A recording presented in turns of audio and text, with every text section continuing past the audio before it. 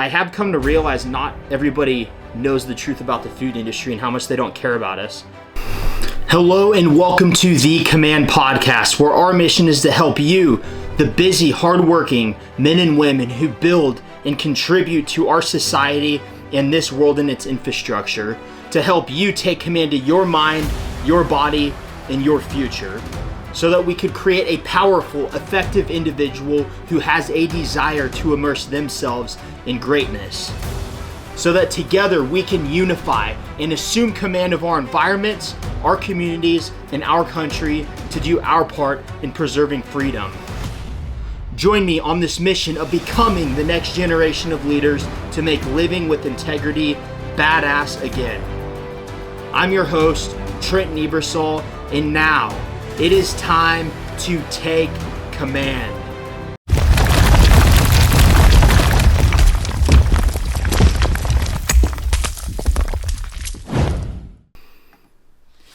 This is the Command Podcast number 51, and today I want to talk about not eating like an asshole. So we've gone over fitness with a busy schedule in the last few weeks. We've gone over some really good topics, so if you haven't listened to those, go back and listen.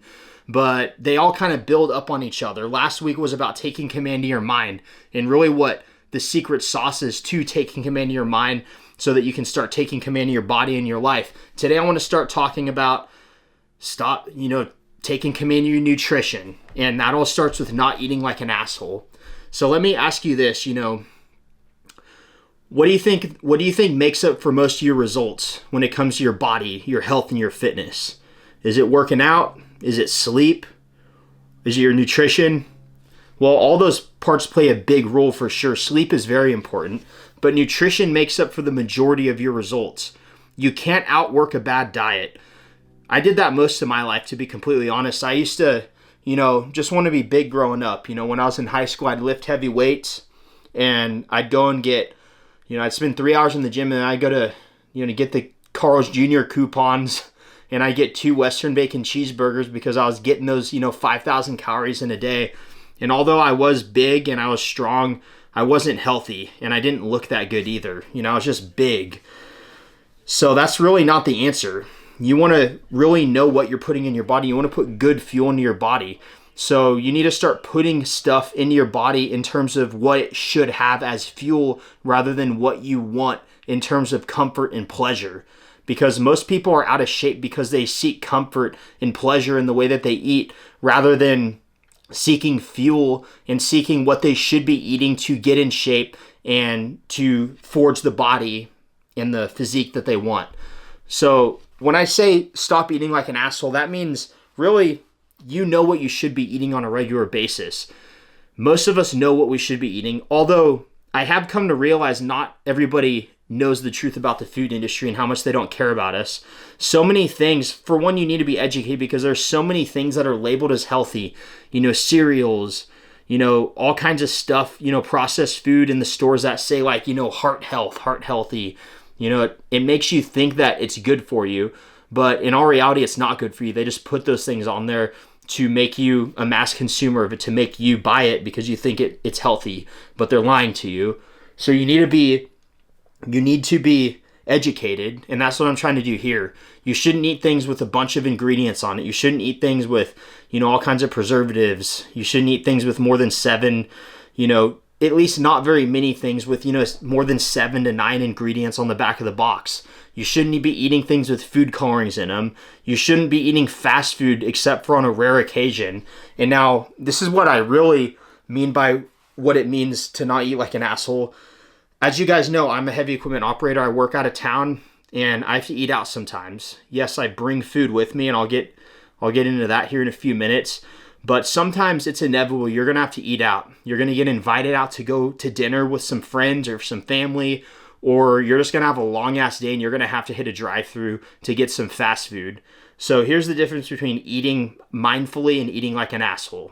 So let's say you got to go to Carl's Jr., since I was already mentioning that. Now, what do you think you should get? Anybody with any common sense or basic knowledge on nutrition would say, oh, I should probably get a grilled chicken sandwich, or, a lot of them have salads and stuff. I personally don't like salads that much, so I don't eat salads. Maybe on the very rare occasion as like a side salad with a good dinner. But I'm not a salad eater. That's why I don't tell my clients to eat salads, because I don't do it myself. But, what should you get? Should you get the double Western bacon cheeseburger with French fries and a shake? Or should you get like a grilled chicken sandwich with no French fries? And maybe even 2 chicken sandwiches if you haven't eaten much that day. Well, you should probably get the chicken sandwiches. And, if you got 2 of them, maybe you could lose one, the top or the bottom bun on both of them, and you could have 1 bun with 2 chicken breasts. Something like that. That's the good option. But now what happens when you actually get up to order your food? You say, I'm going to make the right decision because I made the decision that I'm going to start being healthy.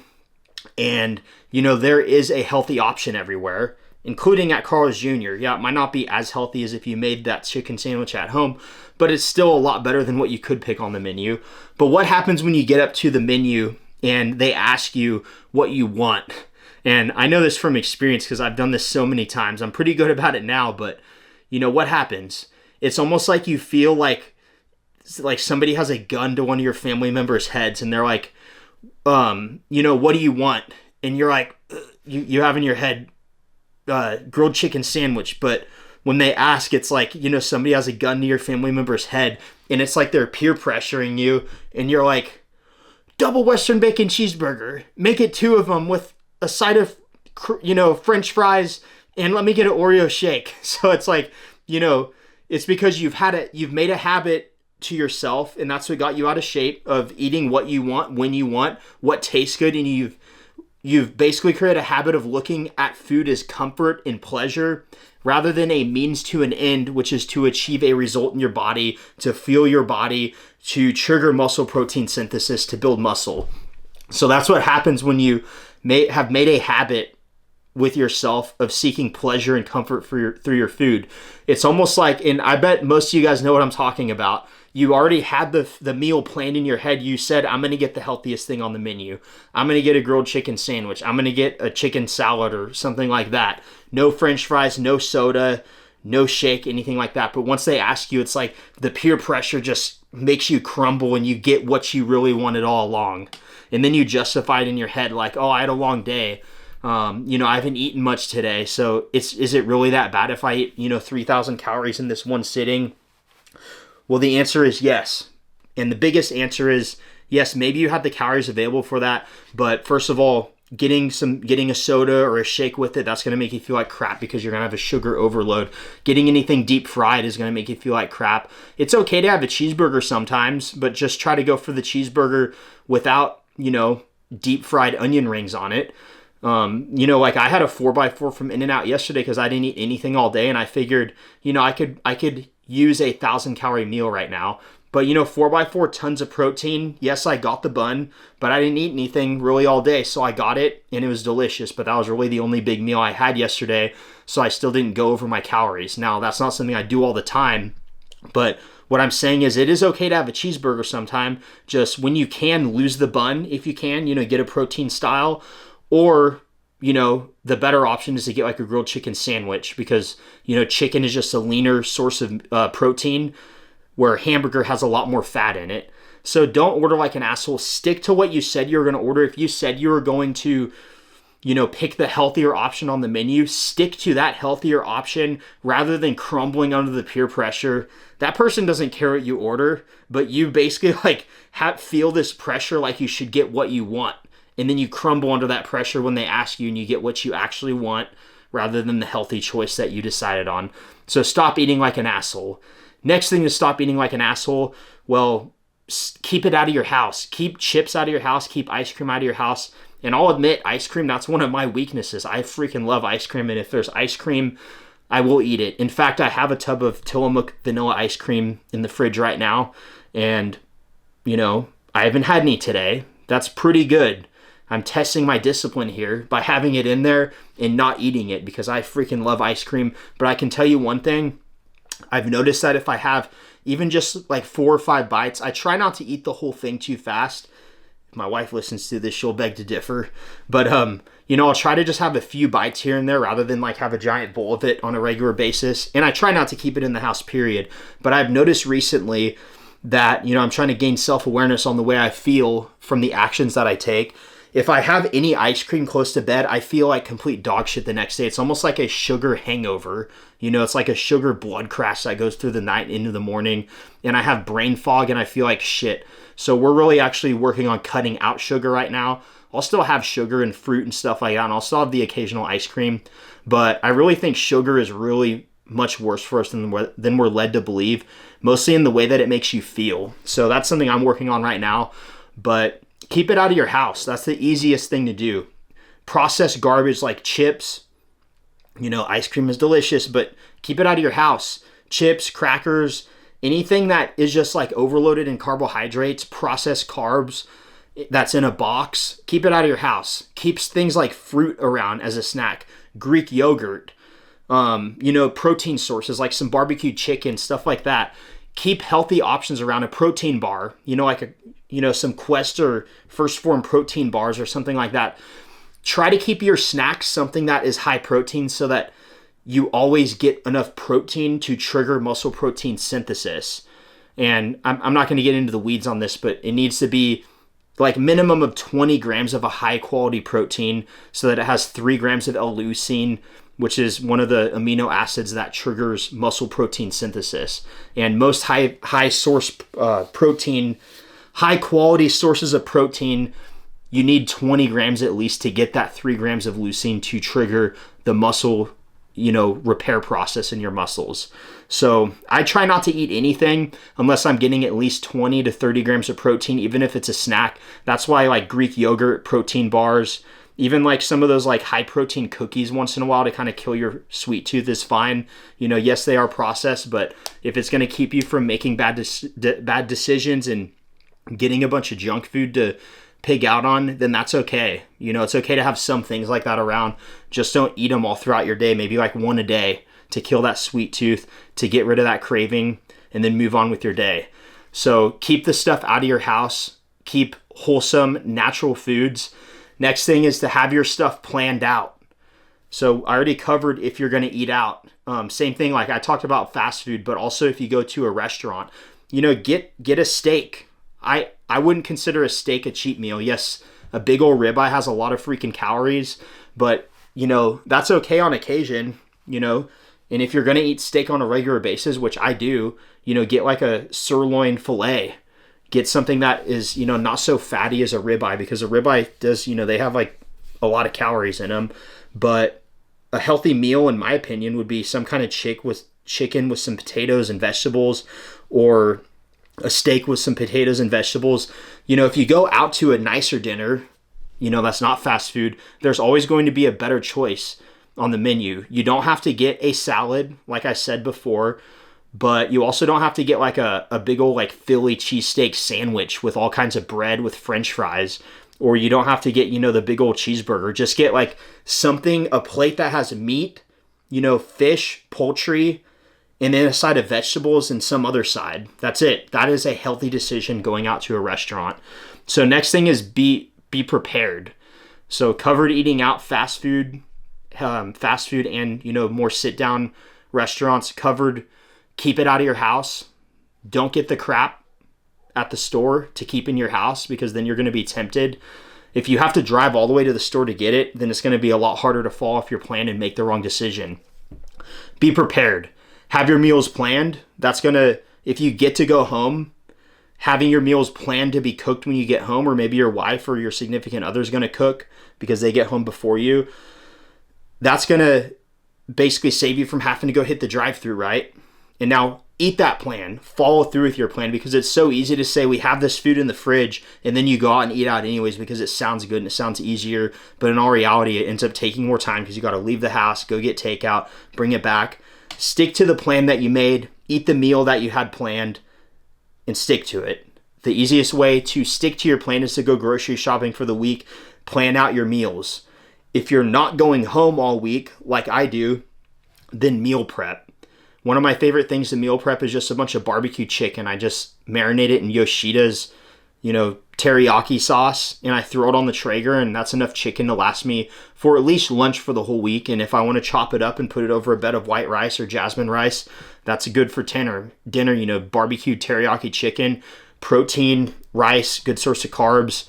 And then obviously you should have some vegetables, but if you don't have a ton of vegetables throughout your week, then at least have some fruit throughout your week to get your micronutrients, and or take a multivitamin every day, or have a green drink, the greens powder. That's like a source of, basically like a serving of vegetables, because you got to get your micronutrients in as well.